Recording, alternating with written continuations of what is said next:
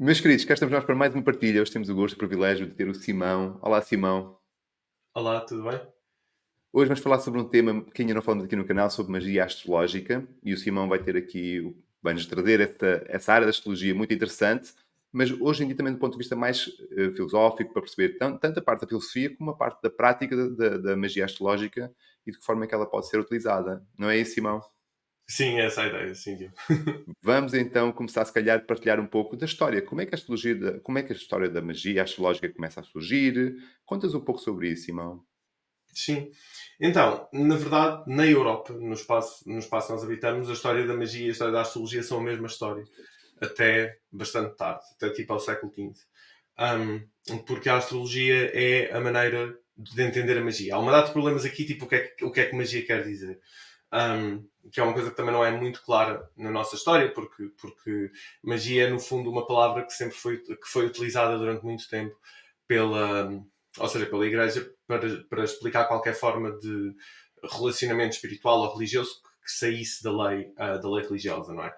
Mas se nós entendermos a magia assim de uma forma muito generalista, como uma prática de relação com, com espíritos ou com a alma do mundo ou com esse tipo de conceitos, então a história da astrologia e a história da magia andam completamente de mãos dadas. E a principal razão para isto é que todos os sistemas de magia do mundo, é uma coisa que têm em comum, eles basicamente têm sistemas de correspondências. Não é? Então, por exemplo, se nós pensarmos numa coisa bem tonta, mas pensarmos numa bonequinha de voodoo, a ideia de bonequinha de voodoo é que ela tem uma correspondência com a vítima. Não é? Portanto, eu construo Temos uma uma bonequinha e relação. nós temos coisas parecidas na Grécia, temos coisas parecidas em muitos sítios. Nós temos uma bonequinha e esta bonequinha corresponde à vítima. E depois pode corresponder à vítima por mil e uma razões, por um pedacinho de cabelo, porque tem o nome da vítima lá, não interessa. Mas há esta ideia de correspondência, essencialmente. E na história da Europa, a correspondência ela é sempre fundamentalmente astrológica. E isto subjaz magia, subjaz medicina, subjaz uma quantidade de princípios que eu acho que nós perdemos um pouco na tradição astrológica e nos esquecemos um pouco na tradição astrológica. Então, por exemplo, se tu quisesses, um, se tu fores olhar para livros medievais de magia, se fores olhar para esse tipo de coisas, e tu encontras um feitiço qualquer para, sei lá, um, para atrair dinheiro, não é? Eles vão-te mandar utilizar uma quantidade de ingredientes que, se tu compreenderes a astrologia, vais ver que são ingredientes normalmente ou do Sol ou de Júpiter. Não é? Portanto, existe uma correspondência consistente entre aquilo que são as 7 realidades planetárias, as sete ideias que subjazem, ou os 7 arquétipos, ou as sete noções que subjazem os 7 planetas, e a forma de criar ritualística mágica na Europa. E isto acontece a todos os níveis. Por exemplo, os espíritos, se tu vais ver, sei lá, um tratado medieval que te ensina a chamar anjos, um tratado medieval que te ensina a chamar um tipo de espírito, eles têm associações planetárias. Não, este é de Júpiter, este é de Saturno, este é de Mercúrio, e por aí fora. As bênçãos que eles dão também vão ser planetárias. E os materiais que tu usas para os chamar também são planetários. Então, na verdade, e nós sabemos, por exemplo, por alguma evidência textual, que isto é assim, pelo menos desde a Grécia, não é? Havia na Grécia um filósofo praticante, que era o Próculo, que era muito conhecido. Nós, infelizmente, não temos muito acesso à obra dele, porque foi quase toda queimada, porque ele viveu mesmo... ele viveu no período em que o fundamentalismo cristão se estava realmente a consolidar. Nós temos acesso a parágrafos, a restos, a capítulos e coisas assim, e ele diz essas coisas, não é? Portanto, o que ele diz é que o sábio, o mago, ele aprende a reconhecer em todas as coisas na terra as coisas do céu, aprende a encontrar, ele diz mesmo, nas coisas da terra os sóis e a lua e tudo isso, e depois utiliza-os, junta-os e utiliza-os para fazer o trabalho mágico. Pode ser devocional, pode ter um propósito, pode ter várias nuances, mas é sempre uma relação direta com os planetas e com o cosmos, assim. E isto só muda genuinamente para aí no século XV, muda com um senhor que se chama Pico della Mirandola, que era um grande crítico da astrologia e que fazia magia, e que introduziu a cabala na Europa. Portanto, foi a altura em que a magia deixou de ser astrológica, ou deixou de ser completamente astrológica, e passou a ser também cabalística. Mas até essa data, portanto, é mais ou menos desde a Grécia Antiga até mais ou menos ao século XV, toda a magia europeia quer dizer, magia intelectual europeia, não digo necessariamente a magia popular, mas toda a magia intelectual europeia era de base astrológica. Uau! Simão, fascinante mesmo. Como é que a astrologia, isso é uma das coisas muito interessantes que nós temos vindo a descobrir. Qualquer estudo de astrologia já percebe isso, mas aqui no canal tem-se tornado muito evidente, não é? As múltiplas facetas da astrologia e de que forma é que elas vão encostando, por exemplo, a psicologia desenvolve certas correntes, a parte da magia desenvolve certas correntes, a medicina desenvolve certas correntes, não é? À medida que a astrologia vai se conectando a certas áreas, vai desenvolvendo outras ideias, e esta questão da relação entre a magia e a astrologia é extremamente fascinante. E qual é que será o pensamento que está por trás deste funcionamento? Então, porquê é que usam os planetas e não usam, por exemplo, outra área, outro assunto? Claro, Outro tipo de claro, relação? eu acho que fundamentalmente há duas coisas. Primeiro, uma coisa é o que nós fazemos naturalmente com a astrologia. Não é? O que é interessante na astrologia é que a astrologia é um sistema de significado. E como sistema de significado, o que isto quer dizer é por isso nós interpretamos, não é? E pronto, como sistema de significado, o que isto quer dizer é nós olhamos para os planetas em termos muito crus. Claro que olhamos para outras coisas também. Podemos olhar para pontos matemáticos, para os signos, mas em geral para os planetas. E nós dizemos, este planeta, ele pode funcionar como X, Y ou Z. Portanto, quando eu digo assim, o Sol relaciona-se com o pai, ou Mercúrio relaciona-se com comunicação, ou Vênus relaciona-se com amor e sexualidade. O que eu estou a dizer é, este planeta no céu, ele representa coisas. E esta representação, ela existe sempre, ela tem sempre base em associação, não é? Nós fazemos associações. Portanto, em princípio, todas as coisas do mundo, sejam elas objetos, sejam elas criaturas, sejam elas filosofias, sejam elas posturas de vida, sejam elas experiências qualitativas. Todas as coisas da vida podem ser representadas por estes 7 planetas. Não é? E isto é uma ideia que é muito, muito, muito, muito antiga. Elas são, os mesopotâmicos têm muito esta ideia das 7, ou seja, das 7 tochas no céu. Existe uma coisa que há estas 7 inteligências e são 7 formas de inteligência na qual todo o cosmos cabe. E, portanto, isto é tentador, não é? Porque a ideia, ou seja, a ideia é se todas as plantas têm uma associação planetária, se todas as doenças têm uma associação planetária, então certamente eu posso jogar com isso. Certamente se eu tenho, por exemplo, uma doença que é um excesso de Marte, eu posso certamente temperá-la com um planeta que é adequado para acalmar Marte. Então talvez com uma coisa venusiana, que vai aumentar a umidade no meu corpo, porque Marte é seco, que vai aumentar a frieza do meu corpo, porque Marte é quente e por aí fora. Então há uma tentação aqui básica que vem meramente do facto de todas as coisas, da astrologia pela sua natureza, permitir a representação de todas as coisas através destes 7 planetas. Que é o seu grande poder e é precisamente a razão porque ela pode ser aplicada a tantas formas de fazer coisas e por aí fora. Então isso é muito interessante. A outra coisa é porque a astrologia ela é a relação com o próprio cosmos, não é? Portanto, a astrologia ela é a relação com as ordens mais altas de existência a que nós temos acesso de alguma forma, especialmente na mente antiga, não é? Portanto, a mente antiga, quando ela pensa no universo, ela vê um universo que acaba pouco depois de Saturno. Nós hoje temos esta ideia, temos estas ideias do universo infinito e de muitas galáxias e de muitas coisas que nos dificultam ver isto assim. Mas para a mente antiga, o que existe é o que está no céu, não é? O universo, ou seja, tu tens uma esfera depois de Saturno, que é das estrelas fixas, mas o universo acaba aí. Depois disso tens Deus e tens uma quantidade de coisas. Então tu estás a olhar para todo o universo quando olhas para o céu noturno. E isso ainda é mais ou menos verdade hoje em dia, não é? Continuamos a ter esse sentimento. Mas tu estás a olhar para todo o universo. E estás a olhar para um universo que ainda por cima parece mais perfeito. As coisas movem-se de forma regular, as coisas não mudam, as coisas na Terra estão sempre a mudar, morrem, vivem, nascem, estropiam-se, magoam-se. As coisas no céu não parecem mudar. É claro que mudam e nós sabemos que mudam, e uma das razões, ou seja, uma das coisas que levou à morte da astrologia foi precisamente a observação de uma supernova no século XVI, que mudou completamente esta concepção de que o céu não muda, não é? Mas aparentemente não muda, e se muda, muda muito devagarzinho. Então relacionar-te com o céu é de facto relacionar-te com uma ordem que não pode ser compreendida na cabeça, na mente antiga. Não é compreendida de nenhuma outra forma que não como sagrada e divina. Não é? Portanto, é relacionar-te com o que é sagrado e divino.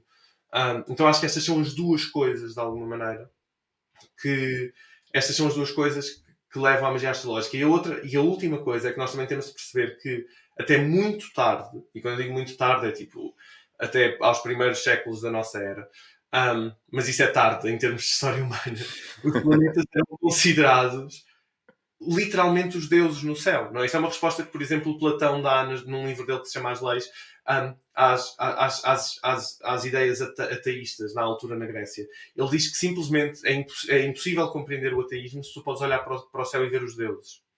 Não é? Então os planetas, eles não são símbolos dos deuses. Os planetas são os deuses.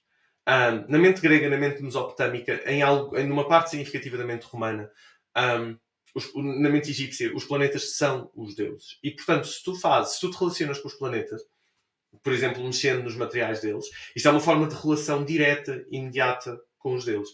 E só com o aparecimento gradual do monoteísmo, de ideias científicas, de todas estas coisas que constituem muito a parte mais recente da nossa história, é que os planetas deixam de ser os deuses e começam a ser vistos de uma maneira que é mais despersonalizada, até hoje em dia, que são literalmente pedaços de pedra ou de gás que nós vemos aqui. Mas há 2000 anos atrás eles eram, para muita gente, não digo que eram ideias unânimes, mas para muita gente eles eram literalmente os deuses, não eram só simbolicamente. Então estas três coisas dão origem Isso é fascinante, não é? Essa questão de sermos de ter deuses. E já agora, sem dúvida, qualquer pessoa que se envolva neste assunto, não é? Que vá tocando aqui nestas áreas da magia, vai-se mais tarde ou mais cedo chocar com uma ideia de ética, não é? Onde é que entra a ética? Onde é que acaba a ética? Não é? Como é que eu posso dar esse conhecimento a favor ou manipulação de uma forma menos harmónica, vamos pensar assim? Como é que é um exercício que eu te peço que tu faças, Simão. Se fizesse aqui uma viagem histórica, perceber antigamente como é que eles viam, num período médio, como é que eles viam e como é que hoje em dia vemos a questão da ética na astrologia e na magia de uma forma geral. Faz-nos esse percurso, acho que vai ser muito interessante. Eu acho, ou seja, as pessoas que estudam comigo e que fazem coisas deste tipo comigo, elas ficam enjoadas com a questão da ética, porque eu estou sempre a falar de ética. Então é uma coisa que me fascina, porque a primeira coisa eu acho que hoje em dia, eu vou começar hoje em dia, na verdade. Hoje em dia é uma coisa que vou começar. Um dos problemas com a magia é que as pessoas não acreditam em magia, não é? E, portanto, quando as pessoas não acreditam numa coisa, não acreditam em magia, não acreditam em adivinhação, não acreditam na astrologia, nós temos tendência a não pensar eticamente muito profundamente sobre elas. Porque as pessoas que normalmente estão a pensar sobre a ética não acreditam, porque acham que é tonto. E as pessoas que estão a fazer são normalmente pessoas que são contraculturais. Não é? Uma pessoa que se envolve com astrologia é uma pessoa que é sempre até certo ponto contracultural. E, portanto, é uma pessoa que já rejeitou muitos dos esquemas éticos da sua própria sociedade, porque só não fazia astrologia, percebes? Então há um dilema sempre aqui. Isto é um dilema que vai desde sempre, não é? Tu olhas para a magia perso-árabe, por exemplo, uma coisa que é absolutamente fascinante na magia perso-árabe é que pelo menos algumas linhas, não todas, eram chamadas a ciência das imagens. E isto aqui dá-nos uma dica muito grande, porque nós sabemos qual é a posição do Islão quanto às imagens. Então as pessoas que estão a fazer esta ciência das imagens, elas estão sempre a ser contraculturais, porque só não estavam a fazer imagens, percebes? Porque tu entras numa mesquita e não há imagens, há letras, e há desenhos feitos com letras e coisas assim, mas há um cuidado extremo com imagens, e de repente tens essas pessoas que trabalham especificamente com imagens. Então tu vês sempre que há uma contraculturalidade nestas práticas, que dificulta a discussão ética, porque são normalmente as pessoas que já foram até abusadas pelos sistemas de ética da própria sociedade. E nós pensamos, por exemplo, se voltássemos atrás no tempo, ao Renascimento, no pico das perseguições da Inquisição, como é que nós falamos de ética com uma bruxa renascentista e letrada, para quem as únicas formas de ética que aparecem são as formas inquisitoriais que a torturam a si e às outras pessoas que se relacionam com ela. Então, é uma conversa que é complicada. E dito isto, eu acho que a tradição, por causa disto, em parte por causa disto, eu acho que a tradição mágica na Europa é uma tradição muito violenta. Isto é uma questão especificamente europeia, não é necessariamente uma questão universal, mas ela é muito violenta. E ela é violenta porque a ética ela é sempre pensada em termos de fazer magia para o bem e para o mal. E todos nós já nos cruzamos com esta ideia da magia branca e da magia negra, e são ideias que elas ocupam um espaço mental muito grande na nossa imaginação popular, mas são ideias que eu acho que são ideias que eu acho que falham o ponto primordial do que é uma verdadeira ética da magia. Porque eu acho que a ética na magia ela não é sobre os resultados que tu tentas obter. Portanto, a ideia não é do tipo, se eu fizer magia para conseguir dinheiro é mau, e se eu fizer magia para ajudar os outros é bom. Acho que isso é... Ou seja, não é que não seja em parte algo disso, mas não é principalmente isso. Porque o que acontece é que qualquer forma de magia ela assume que o mundo está permeado de outras inteligências. Portanto, se tu fazes magia astrológica, tu acreditas que os planetas têm alguma forma de inteligência, tu acreditas que os planetas são outro. Eu acredito nisto, eu acredito genuinamente que Vênus é uma inteligência, que Vênus é uma subjetividade, que Vênus pensa coisas, age de certas maneiras, liga-se a coisas e por aí fora.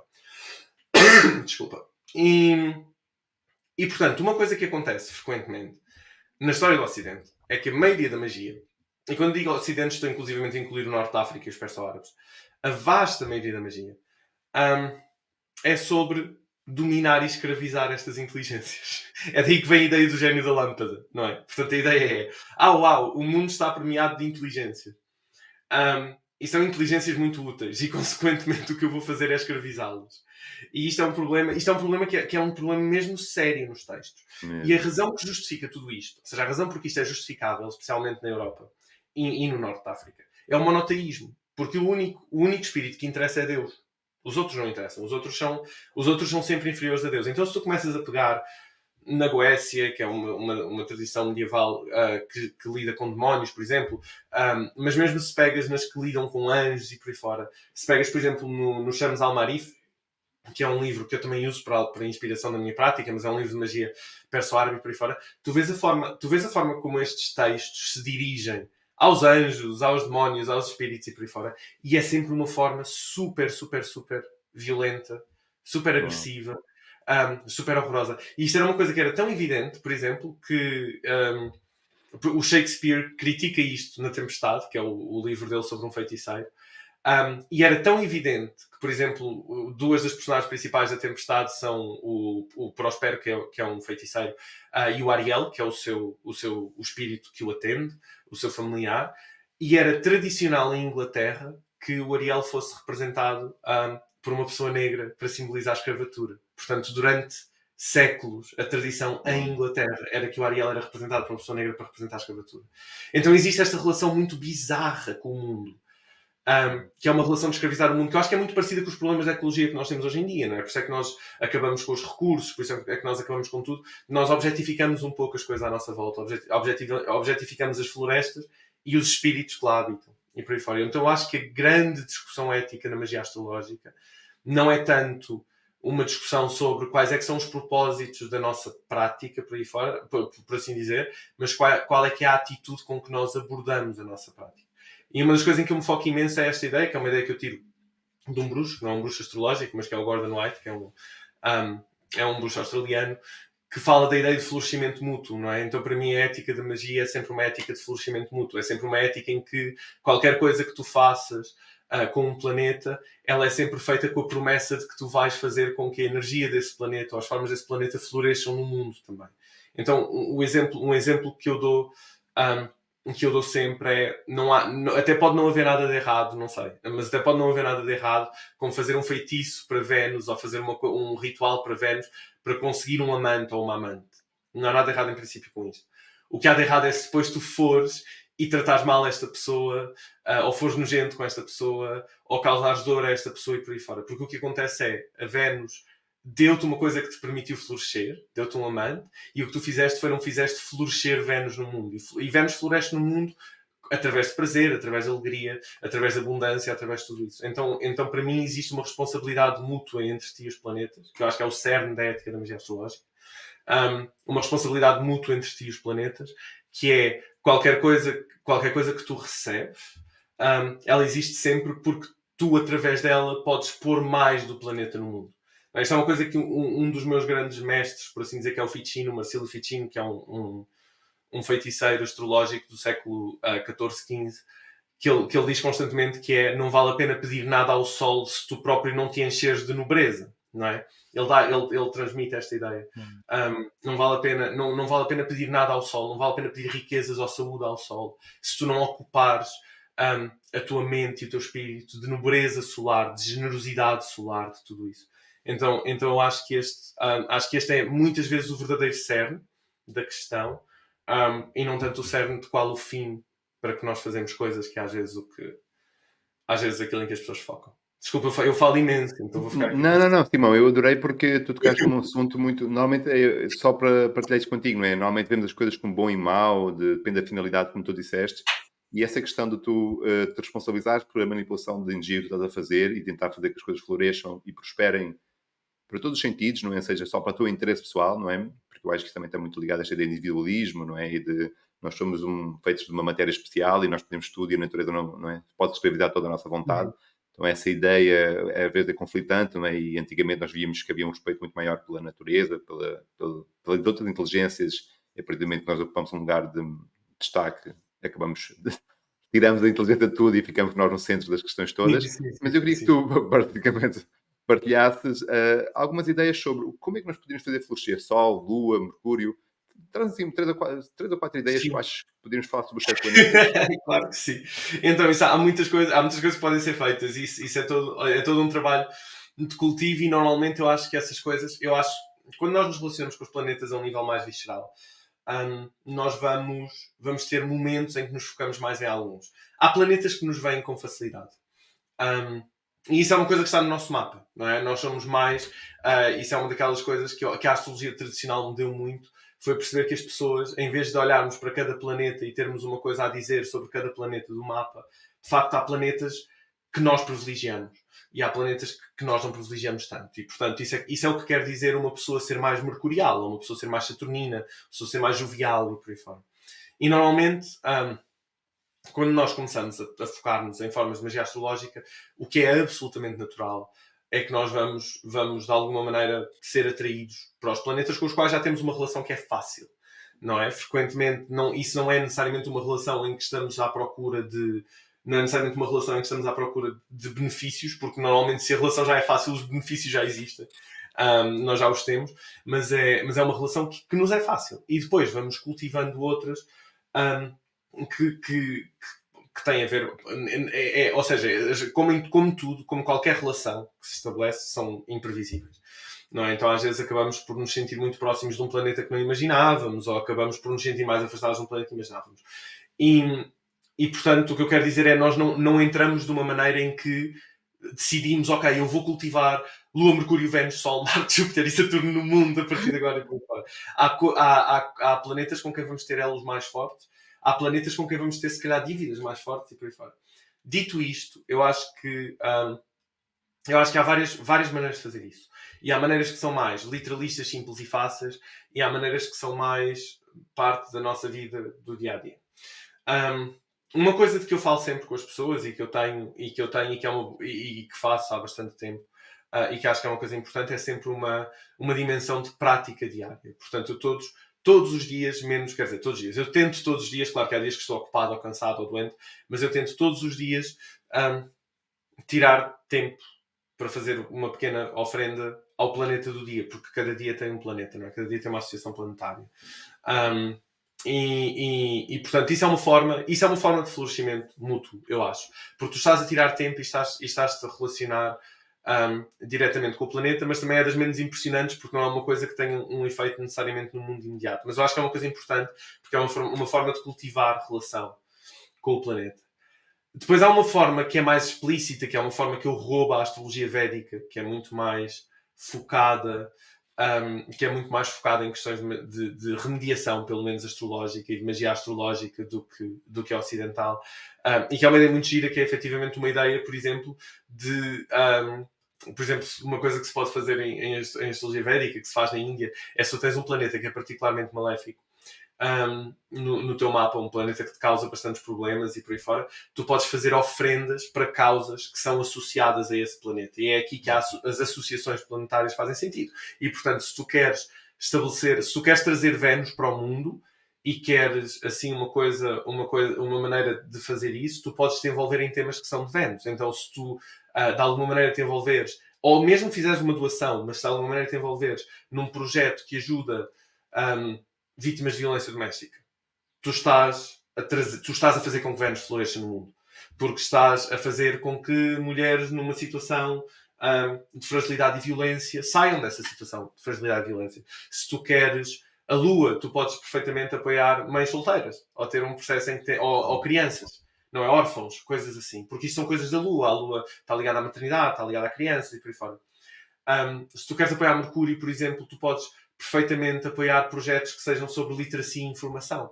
Uma coisa que eu acho, por exemplo, que é super simples, se tu fores uma pessoa que muita gente faz isso, e é um trabalho que é bastante, ou seja, que exige até bastante precisão, porque o levam muito a sério, mas, por exemplo, pessoas que passam uma parte significativa do seu tempo a editar a Wikipédia e a garantir que não metem lá informações erradas, que não estão a perturbar artigos e por aí fora. Isto é um trabalho de Mercúrio. Isto é garantir que Mercúrio está no mundo. Isto é garantir que informação, leitura, conhecimento que estão pelo mundo. Então acho por exemplo, isso é um exemplo de meter Mercúrio no mundo. Sol eu acho que é tudo o que tem muitas vezes a ver com... Sol é mais difícil, porque Sol, como é um planeta tão poderoso, de alguma maneira, normalmente as coisas do Sol não precisam de ajuda, porque elas já se autoajudam.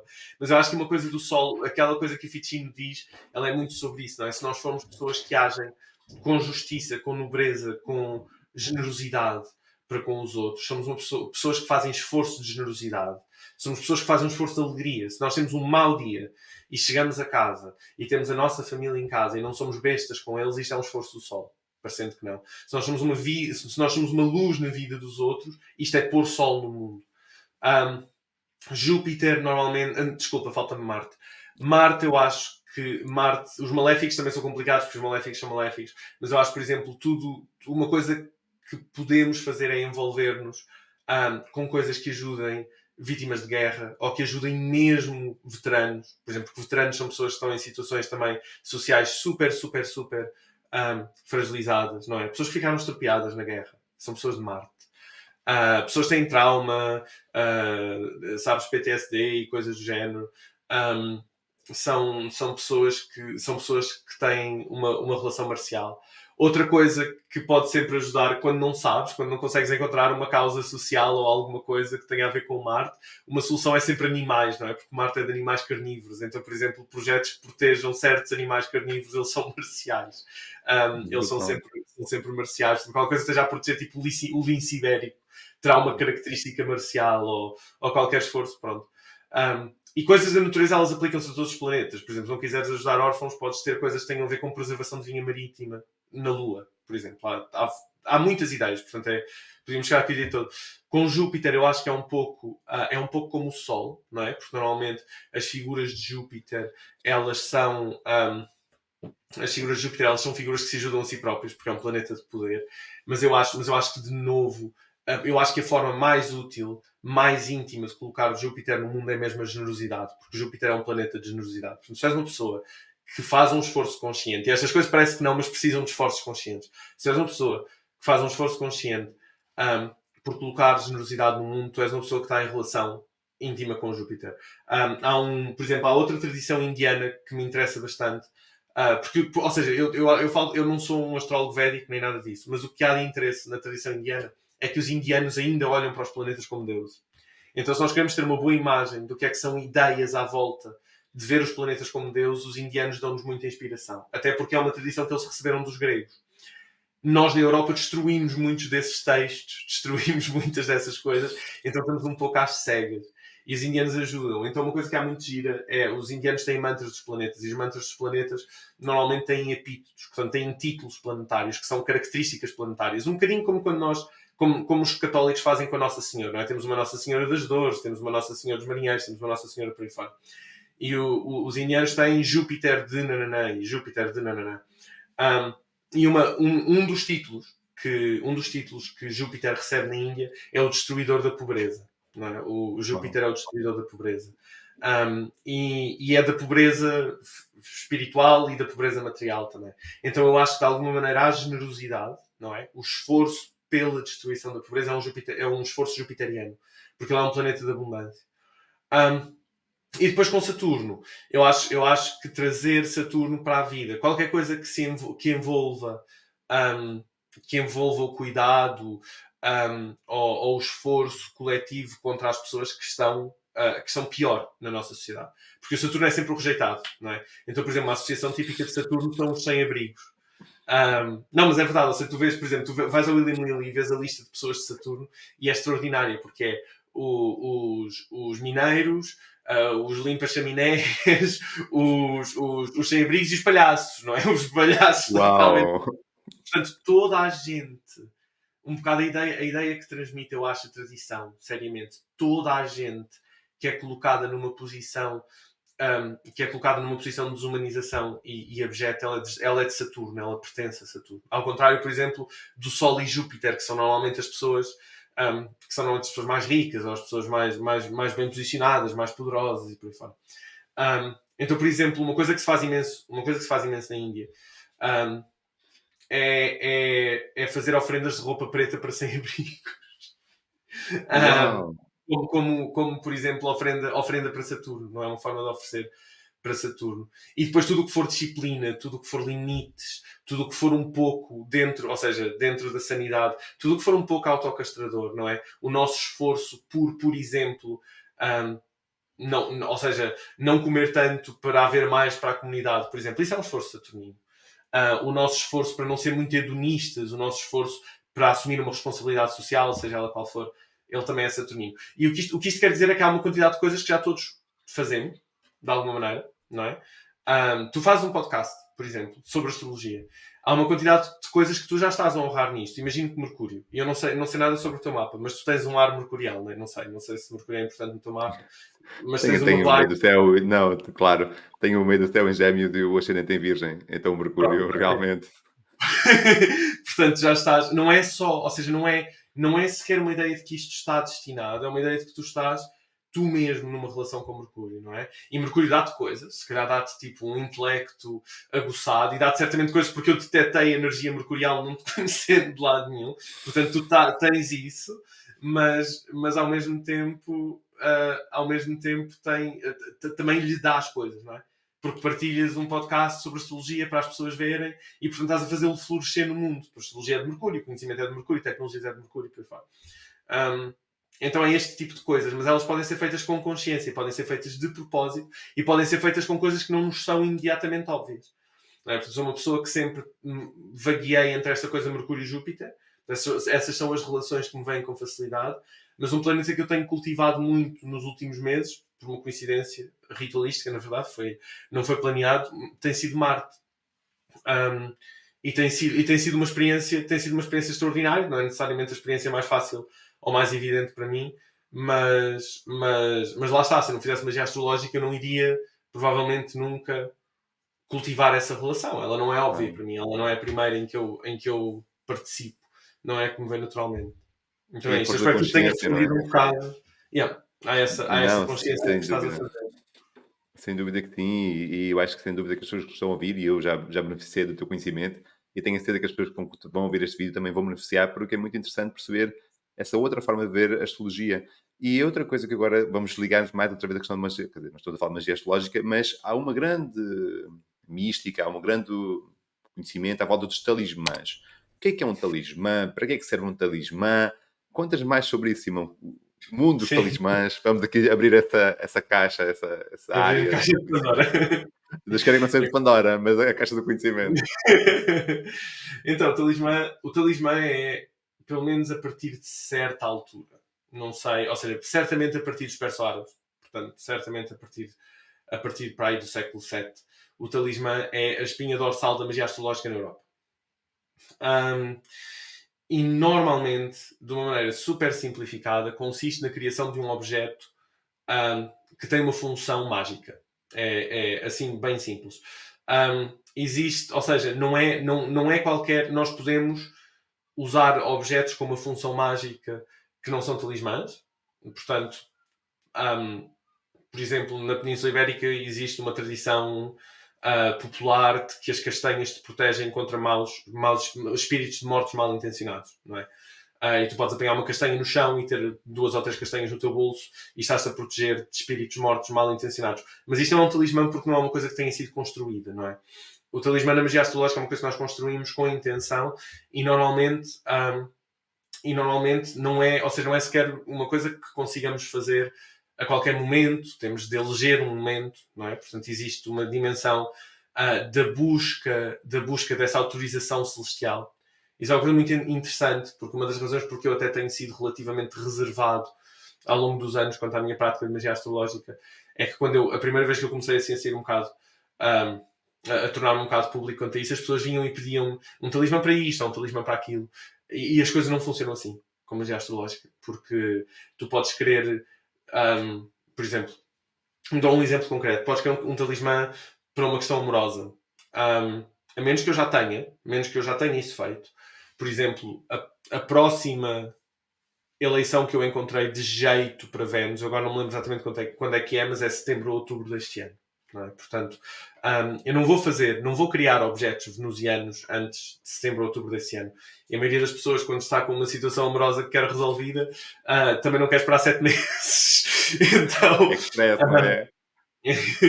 então existe esta coisa, tipo, às vezes, obviamente, conforme nós vamos praticando, nós vamos tendo um bocadinho, entre aspas, um portfólio de talismãs já feitos. Portanto, é claro que eu tenho, e eu tento sempre não fazer só um, portanto, tento sempre ter extras e por aí fora. Portanto, pode ser até que alguém me aborde e diga eu preciso de um talismã para isto, e eu o tenha, mas também pode ser que não. E se eu não o tenho, não sabemos quanto tempo é que vai demorar, não é? E se for, por exemplo, um talismã de Saturno, pode demorar 30 anos. Até, não estou a brincar, mas não será 30 anos porque ele vai passar por balança e pode ser feito em balança, mas pode certamente demorar uma década, não é? Nós podemos ter de esperar uma década para fazer um talismã porreiro. É claro que depois com Saturno provavelmente vamos ter muitas oportunidades de talismãs porreiros durante esses 2 ou 3 anos que ele estiver em balança, mas podemos ter de esperar uma década para haver um momento adequado para o fazer. Então essa é uma primeira dimensão do talismã astrológico. Nós esperamos pelo momento em que o céu está bom. Nós pedimos essa autorização ao céu. Nós não fazemos o que nós queremos. Não é? Eu acho que isso é uma disciplina muito interessante da magia astrológica, que é diferente de outras formas de magia, porque outras formas de magia normalmente tu podes fazer as coisas com mais liberdade. Na magia astrológica há uma coisa mesmo que é tu podes querer muito uma coisa e o céu simplesmente não a quer. Portanto, aí tu vês a relação direta, real com o céu.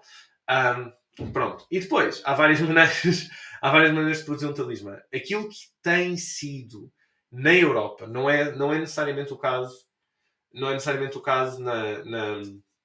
na África do Norte, no Norte da África e no Médio Oriente, mas na Europa, aquilo que é assim também a espinha dorsal da produção talismânica é normalmente gravar certos símbolos em certos minerais, essencialmente, no momento adequado.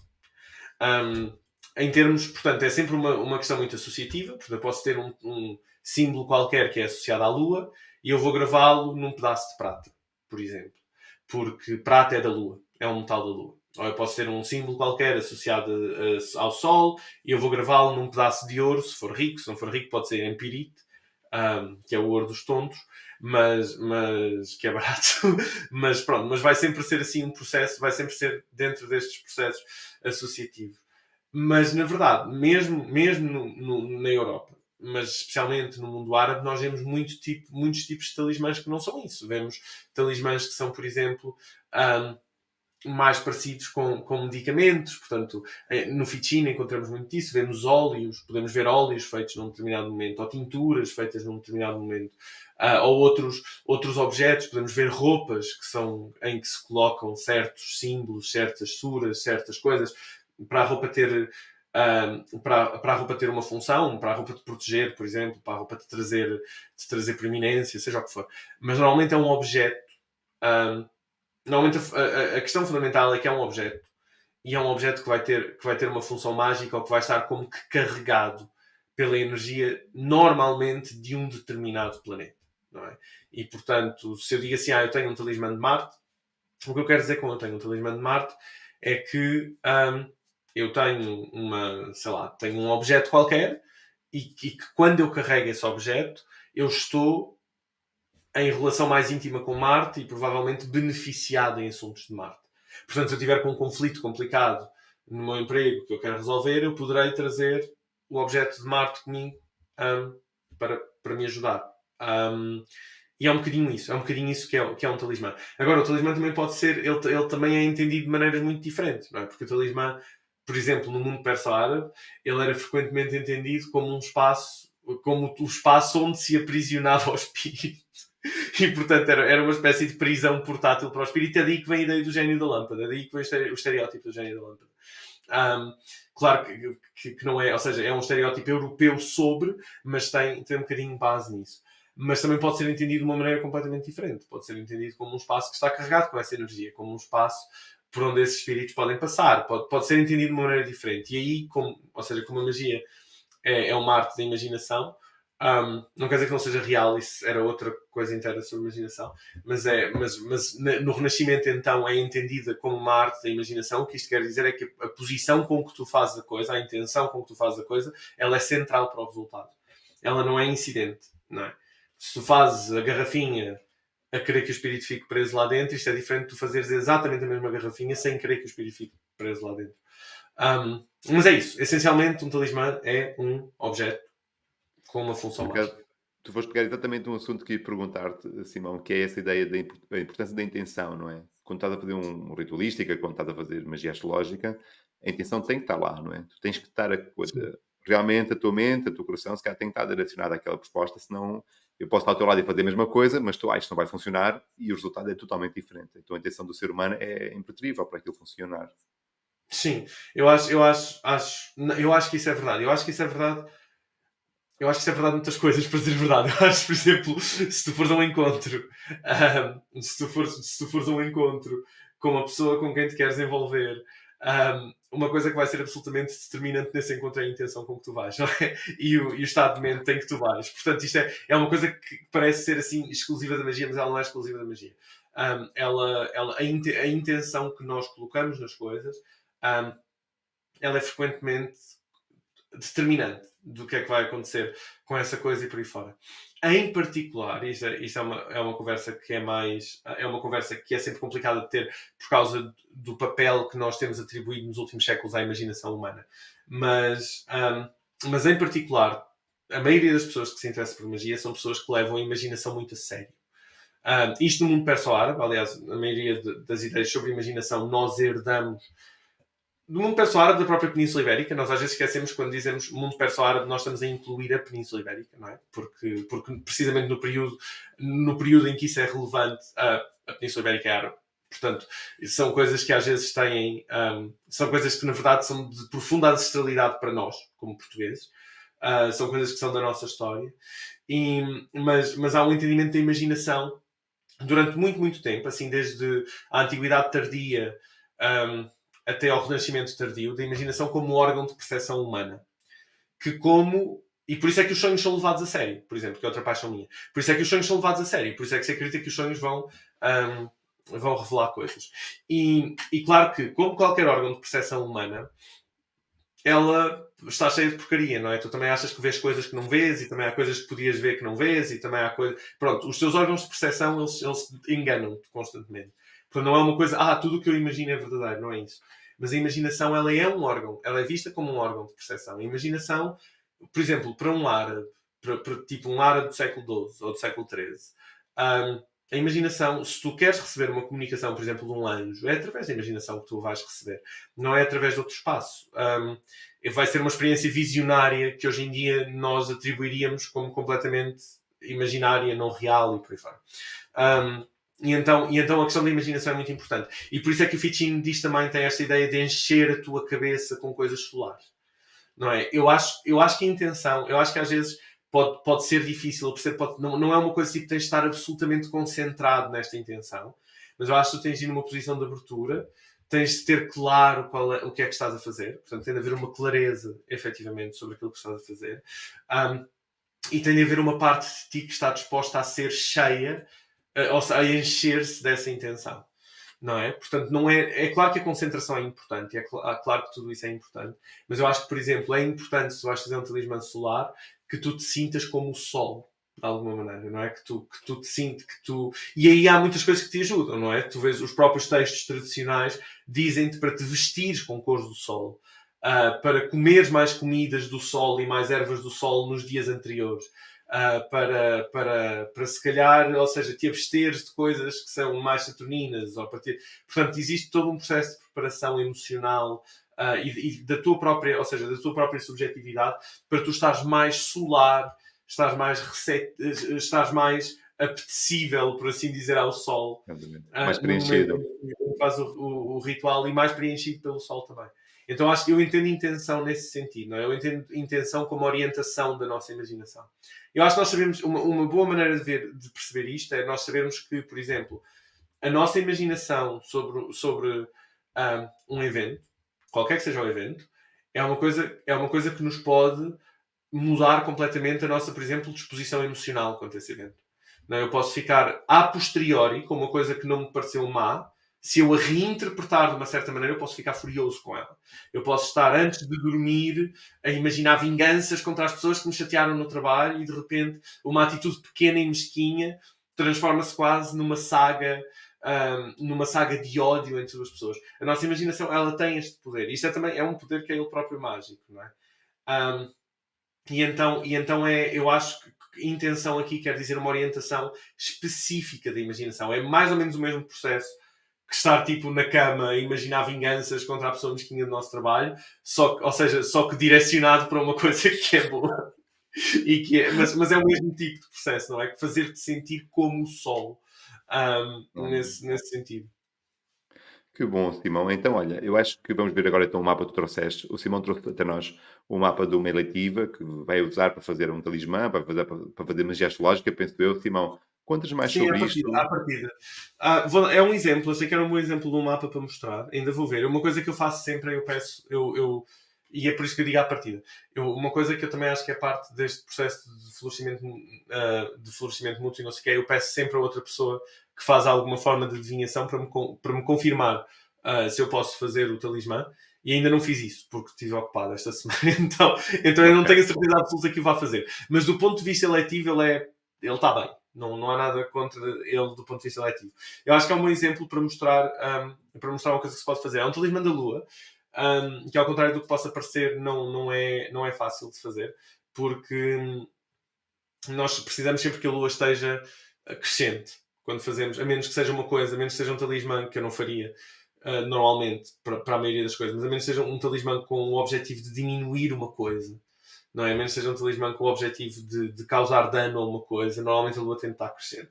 É claro que se calhar, ou seja, podemos fazer o talismã, se formos fazer um talismã tendo em mente uma coisa qualquer como deixar de fumar, talvez a Lua estar minguante fosse o adequado. Normalmente nós queremos que ela esteja crescente.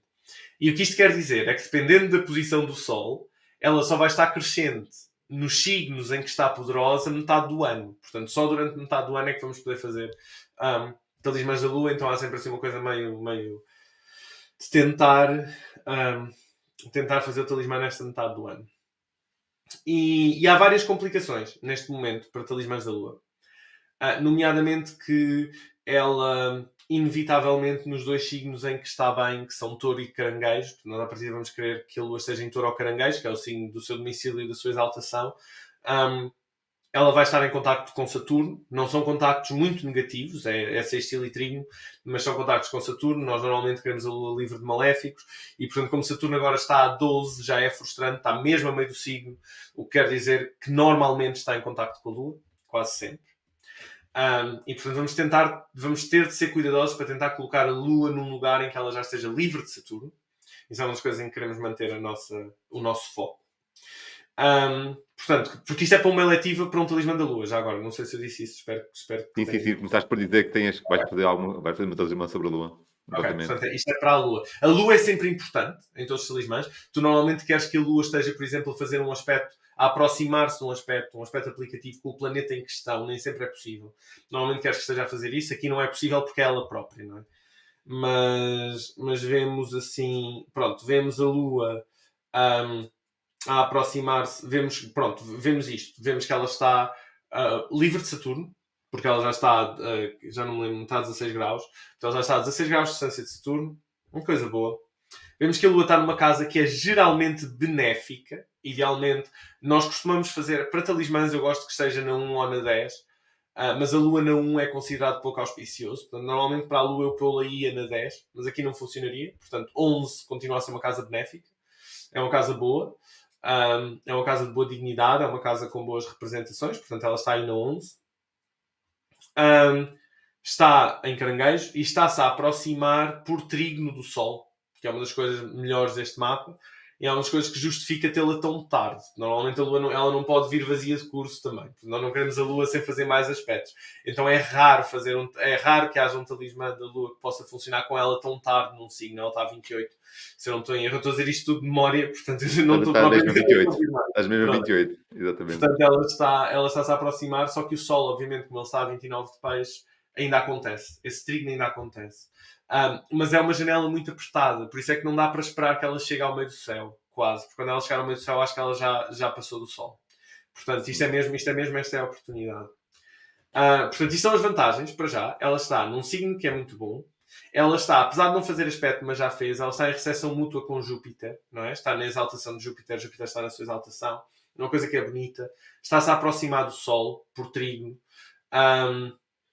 Está numa casa que é benéfica e está livre dos maléficos, no sentido em que já está muito longe de Saturno e não vê Marte. Portanto, Marte está num signo que não aspecta caranguejo. Está em Aquário, não aspecta caranguejo.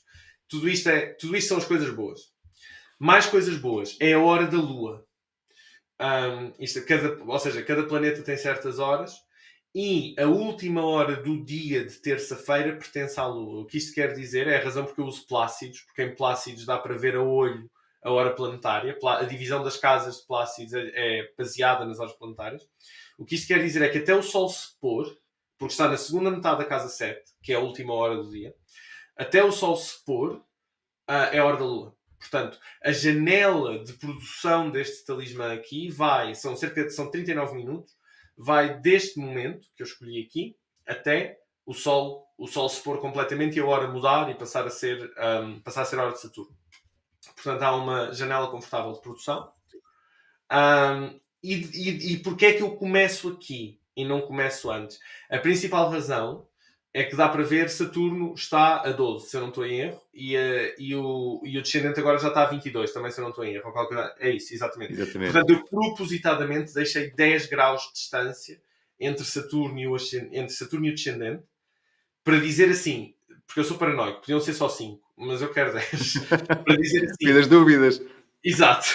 Para dizer, Saturno está cadente. Saturno está cadente, está fraco, sem dignidade, ou quase sem dignidade, não sei se está na face ou não sei o quê, mas quase sem dignidade na 6. Portanto, Saturno não tem força para influenciar este mapa. Saturno está longe do descendente. O que nós não queremos é Saturno em cima do descendente. O que nós não queremos é Saturno numa posição de proeminência que afete profundamente o mapa. Isto são as vantagens. Para quem faz astrologia eletiva, eu acho que é bastante claro que isto são muitas vantagens. Porque, obviamente, nós em eletiva dizemos assim, o que tu queres é isto, isto, isto e isto e isto, e depois nunca encontramos um mapa assim. Portanto, a eletiva existe sempre uma certa flexibilidade quanto ao que fazer, quanto ao que vamos fazer, porque senão é o fim do mundo e nunca fazemos um talismã na vida. Quais é que são as desvantagens? Então, a primeira desvantagem é que, e isto é a mais séria para mim, a desvantagem mais séria, porque também é mais tradicionalista. Estávamos a falar disso antes da coisa, tenho fama de moderno, mas eu levo mais a sério as desvantagens tradicionalistas. A primeira desvantagem para mim é que a Lua está nos termos de Saturno. Portanto, normalmente, os últimos graus de um signo são sempre os termos dos maléficos. E, idealmente, eu preferia que a Lua não estivesse nos termos de Saturno, e as pessoas concordam mais ou menos, tradicionalmente, que ter um planeta e ter a Lua nos termos de Saturno não é ideal para fazer um talismã.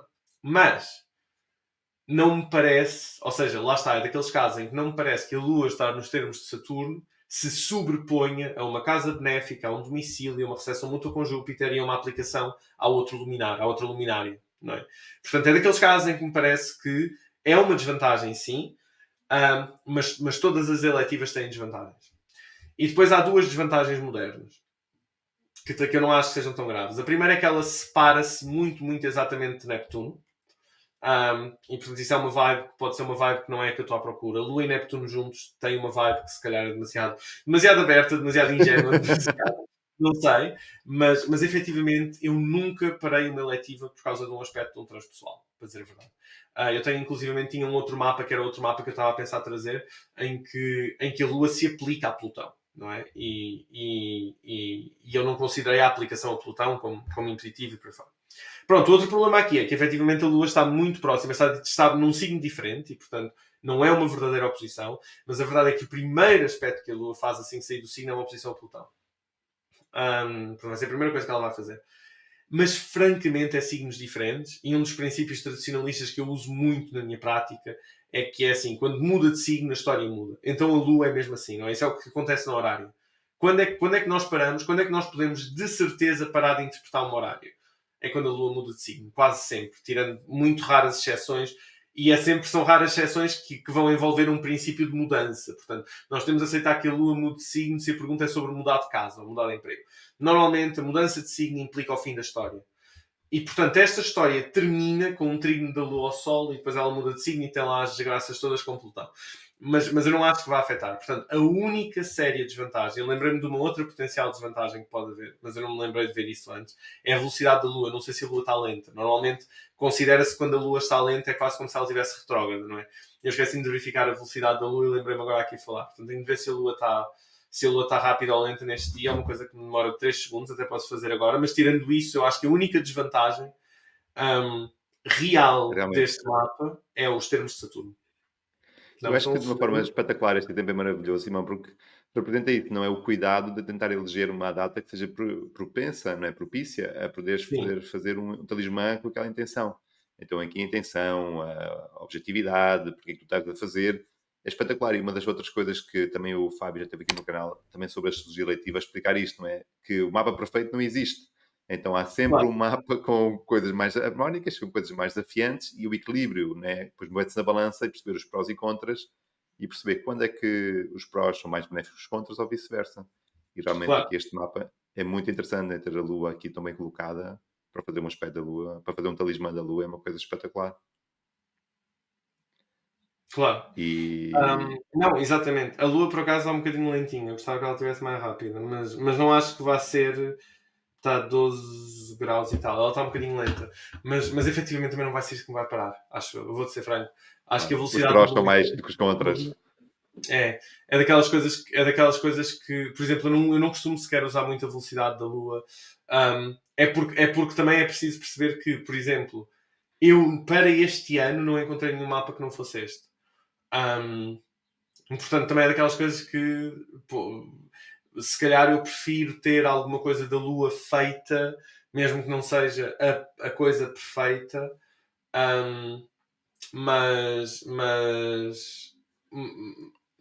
e depois, quando houver uma eletiva ainda melhor, fazer ainda melhor. Mas é mesmo isso que tu disseste, ou seja, a eletiva, há sempre dimensões frustrantes na eletiva. Não há maneira de ter o mapa perfeito. Nós fazemos sempre sacrifícios e eu acho que, ou seja, para as pessoas vai sempre depender. Nós traçamos as linhas em pontos diferentes. Eu lembro, por exemplo, que eu fiz um talismã do Sol no verão e fizemos em grupo, portanto, as pessoas que também aprendem astrologia, magia astrológica comigo e tal, fizemos um talismã do Sol no verão e eu escolhi a eletiva e eu lembro-me, agora não me lembro de cor, mas era muito bonita. Portanto, o Sol estava a nascer, foi a nascer do Sol, foi em agosto, o Sol está a nascer em Leão, e a Lua está na 5 em Sagitário e aplica-se ao Sol. Portanto, isso é o que nós queremos normalmente. Portanto, e acho que era, não me lembro se era domingo, porque eu acho que era dia e hora do Sol. Quero dizer que era, não tenho a certeza, mas tenho ideia que era. Portanto, dia e hora do Sol, a Lua está em Sagitário a aplicar-se ao Sol.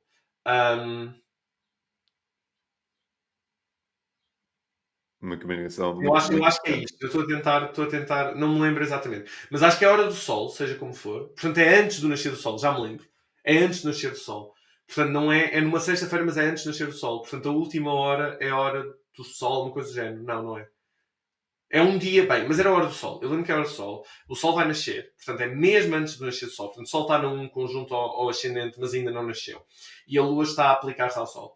E aplica-se por trígono, vem de Sagitário, na 5, que é uma casa ótima e tal. Portanto, é perfeito. E depois, o que acontecia era que imediatamente a seguir, os aspectos imediatamente a seguir que a Lua ia fazer, eram aspectos de quadratura a Saturno e a Marte, que estavam em Virgem. Não estavam em Virgem, estavam em Peixe. Exatamente, estavam em Peixe, os dois. E portanto, o que isto quer dizer é, eles não aspectam o Sol, que é uma coisa que tu queres, eles não veem o Sol, porque o Sol está em Leão e eles estão em Peixe, portanto eles estão a 150 graus do Sol, o Sol está seguro, mas a Lua vai fazer quadratura com eles depois. E foi um bocado, foi uma discussão de tipo, fazemos isto ou não fazemos isto. E eu, por exemplo, há um astrólogo que faz magia astrológica, que é um astrólogo americano, que é o do Medieval Astrology Guide, que nós depois descobrimos que tinha mostrado exatamente o mesmo mapa no canal e que decidiu não o fazer. Mas nós decidimos fazer, e é um bocadinho onde tu traças a linha, porque para mim a lógica foi, se isto fosse uma horária, o Sol salvava a Lua dos aspectos de Marte e Saturno. O Sol impedia, o trígono ao Sol impediria a Lua. E fundamentalmente a eletiva não é da Lua, é do Sol, não é? Portanto, o que acontece aqui é a Lua ativa o Sol, efetivamente, e faz um contacto primeiro com o Sol, e só depois é que vais barrar nos maléficos. Se fosse ao contrário, era outra conversa. Mas então nós acabámos por decidir. Então acho que depois é um bocadinho o discernimento e a opinião de cada astrólogo. É isso. É isso, Simão, espetacular, eu adorei a tua partilha. E eu gostaria que tu deixasse aqui resumido 3 ou 4 pontos que tu achas muito importantes subjacentes à magia astrológica, ou quais são os pontos que querias destacar sobre quem está a primeira vez a ver, quem chega aqui para este vídeo e nunca ouviu falar sobre magia astrológica, destaca assim 3 ou 4 pontos que tu consideres realmente pertinentes para fazer uma introdução a essas pessoas. Sim, eu acho, ok. Eu acho que o mais, ou seja, acho que o mais importante, acho que a coisa mais importante sempre é que quando nós falamos em magia, há qualquer coisa em nós que emerge que às vezes não é a melhor coisa, porque ficamos logo com sonhos de riqueza e não sei, há qualquer coisa de bizarra que emerge em nós. A magia é uma tentação difícil e portanto é uma linha difícil de andar. Eu diria que se uma pessoa se interessa por magia astrológica, eu diria para ir com calma, para ir com o coração aberto, para ir com interesse e por ir por amor à astrologia. Essa seria a primeira coisa que eu diria. A segunda coisa que eu diria é que a magia astrológica eu acho que é uma extensão super natural do trabalho astrológico que todos nós já fazemos. Eu, por exemplo, continuo a fazer trabalho interpretativo, mas eu reconheço que faço muito mais magia astrológica do que outras coisas. Mas é uma extensão natural, não é? E para mim, ou seja, a magia astrológica é quase como se... Isto é uma ideia que eu tiro de um astrólogo com que eu estudei, com que eu trabalhei, que é o Jeffrey Cornelius, que é um astrólogo inglês. E há quase esta ideia de a astrologia interpretativa, ela dissipa a dúvida, não é? Nós consultamos a astrologia interpretativa para eliminar a dúvida que temos. E a astrologia ritualística, ela é a ação que se abre depois da dúvida estar eliminada, se isto faz sentido. Então eu acho que é de alguma maneira uma coisa que flui facilmente de uma para a outra. E depois a única coisa que eu diria é que se a pessoa tem uma paixão pelos planetas, se a pessoa tem uma paixão pelo que os planetas significam, se a pessoa tem paixão pela forma como os planetas se entrecruzam se manifestam na realidade de alguma maneira, se a pessoa tem paixão por olhar para um mapa e ver às vezes o quão preciso o símbolo é, não é? Aquilo que o Robert Hund fala de precisão simbólica do mapa. Eu acho que a magia astrológica também é um passo que é absolutamente natural. Mas também diria que é difícil, é mais chato do que parece às vezes. Eu digo muita gente, ou seja, é chato porque exige aprender muitas coisas, exige fazer as coisas com cuidado, exige pensar bem nas coisas antes de as fazer. Portanto, é uma coisa que se calhar nem sempre tem o glamour imediato que parece. E, portanto, eu diria... Isto é uma coisa em que, por exemplo, a Filipe Araújo é muito mais cuidadosa do que eu. A magia astrológica é uma coisa que é um passo de maturidade astrológica. É uma coisa que nós fazemos quando nós somos astrologicamente mais maduros. Não é por onde nós começamos, acho eu. Pronto, seriam essas coisas. Espetacular. Simão, e para nós terminarmos, destaca assim 3 ou 4 pontos da tua jornada, não é? Porque tu de repente envolves com a astrologia, destaca assim 3 pontos, desde o Simão sem ser astrólogo, sem estar envolvido com nada disto, e de repente transformas-te num Simão astrólogo. Qual é que seriam assim, os 3 pontos que tu achas que são realmente importantes tu destacar dessa jornada? Sim. Pronto, descobri a astrologia de uma maneira bastante informal. Procurei muita gente procurei muito antes de começar a estudar com alguém e estudei com o João Medeiros. Portanto, eu diria que a minha jornada começa seriamente com o João, de quem depois fui e sou em alguns aspectos parceiro, não é? Trabalhei com o João há muito tempo e continuo a trabalhar com o João frequentemente. E portanto o João foi assim a pessoa que me abriu esta porta e que me fez mesmo apaixonado por astrologia e por astrologia tradicional. Portanto, foi o João que me apresentou o horário, por exemplo. Foi ele que me falou do horário a primeira vez, foi ele que me lançou nesse caminho.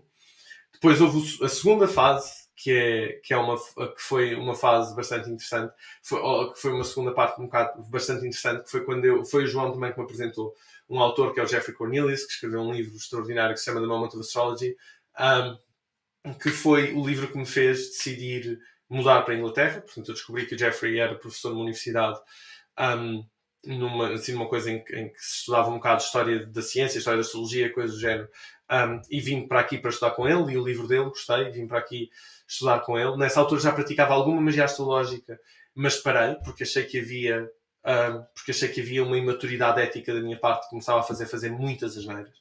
E, portanto, parei a minha prática de magia astrológica durante 2 anos, em que estudei aqui com ele e com outras pessoas, e estudei muito a fundo, especialmente as tradições de magia e de astrologia do Renascimento, da Idade Média e por aí fora. Fiz o meu mestrado muito nessas áreas, com ele e com outras pessoas.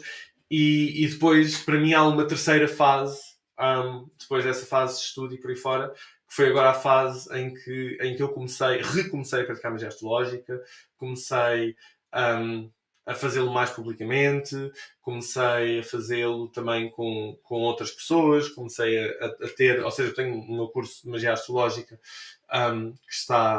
que neste momento está gravado, foi ao vivo, mas neste momento está gravado, mas continuo a ter tenho um grupo de prática mensal e por aí fora, e é um momento em que eu sinto que de alguma maneira independentizei a minha prática, não é? Portanto, para mim esses são os três grandes momentos. Foi o João e tudo que o João me deu, foi o Jeffrey e tudo que o Jeffrey me deu, e depois foi o momento em que há certamente outros nomes, eu não quero ser injusto, há outros nomes que me inspiraram muito e que me ajudaram muito, mas eles são sempre as duas linhagens que me puseram nos vários caminhos em que eu estou sem dúvida nenhuma. Que bom. E se vocês querem seguir mais sobre o trabalho do Simão, vão até o Instagram dele, SC Astrology, né? Simão Cortês, né? Tu tens o SC, as iniciais do nome do Simão, e depois Astrology. Vocês agora também estão a ver o Instagram do Simão. E o Simão também tem um projeto, um trabalho, onde desenvolve também este curso de Astrologia da Magia Astrológica, né? Que é do Duranki. Nós também vamos ver agora o site deles. Então, queres contar um pouco sobre qual é este projeto do Duranki? Assim, por linhas gerais, Simão, para quem está a ouvir, fala-nos um pouco do Duranki.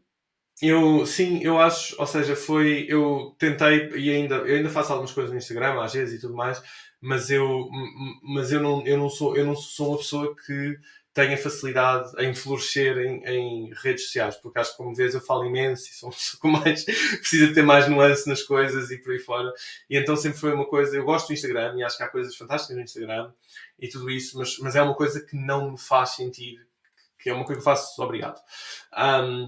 E o Duranki foi uma coisa que eu já queria fazer há muito tempo, que é com um sistema de subscrição. Portanto, a ideia é quase como se fosse um Patreon, só não é no Patreon, que é para ter a minha plataforma com os cursos e tal. Que era uma coisa, porque eu sempre quis fazer estas coisas, sempre as quis fazer de modo a que eu pudesse ganhar algum dinheiro com elas, mas também sempre as quis fazer baratas. E para mim sempre foi muito importante que houvesse uma dimensão mesmo social das pessoas terem acesso às coisas. Mas que também não ficasse naquilo que eu sinto que é um bocado às vezes o ruído eterno do Instagram. E portanto eu criei o Duranki, que é um sistema de subscrição, portanto é um sistema de subscrição barato, a pessoa paga 10 euros por mês, é o que é o Duranki, e é onde eu dou as minhas aulas, não é? Portanto, é onde eu tenho o curso de magia astrológica, que são mais neste momento está gravado e não sei quando é que eu vou dar ao vivo outra vez, porque está gravado e foi há pouco tempo, mas são 34 horas, eu acho que são por volta de 34 horas, acho eu, de curso. E depois tem o grupo mensal, portanto tem um grupo mensal que é o grupo avançado de magia astrológica, onde nós essencialmente, ou seja, as pessoas escolhem, às vezes não escolhem porque não têm paciência para escolher, isso eu que escolho, mas normalmente as pessoas escolhem o tema de que nós vamos falar e falamos um bocado desse tema e depois fazemos eletivas, não é? Então é um espaço onde fazemos eletivas em conjunto. Por exemplo, essa eletiva da Lua saiu desse grupo e nesta fase ainda sou eu que as faço mais para demonstrar. Portanto, ainda é uma coisa de ficar realmente a mostrar-lhes o meu processo de pensamento. Porque eles dizem-me assim, hoje queremos que tentes encontrar uma eletiva da Lua. E eu tento, e às vezes encontro. E depois também tem uma coisa que não é tão astrológica, mas que tem a ver com sonhos, que é o curso que está a decorrer ao vivo por agora, que é um curso que se chama Sonhos, Imaginação e Magia, que ainda é sobre magia, ainda é sobre imaginação, ainda é sobre estas coisas todas, e tem módulos sobre astrologia, mas que é mais focado em sonhos e em experiências de sonhos e por aí fora, que é outra coisa em que eu trabalho e é onde estou a fazer, é o assunto em que estou a fazer o meu doutoramento e por aí fora. E é isso, essencialmente. Que bom, Simão. Então, olha, agradecer sinceramente por teres vindo aqui ao canal partilhar o teu conhecimento. Espero que seja a primeira de muitas, não é? Porque tens muito conhecimento interessantíssimo a partilhar e será sempre um gosto de contar com a tua presença. Espero que tenhas sentido confortável, Gui, a partilhar esta ideia da magia astrológica. Sim, não, foi Boa. incrível. Obrigado. Eu gosto sempre de falar destes temas. E será sempre um gosto de ouvir-te, Simão. E a ti que ficaste connosco até ao fim, antes de ir embora, considera subscrever o canal, junta-te à família Descobre Astrologia, tenha um excelente dia e continua a descobrir a astrologia.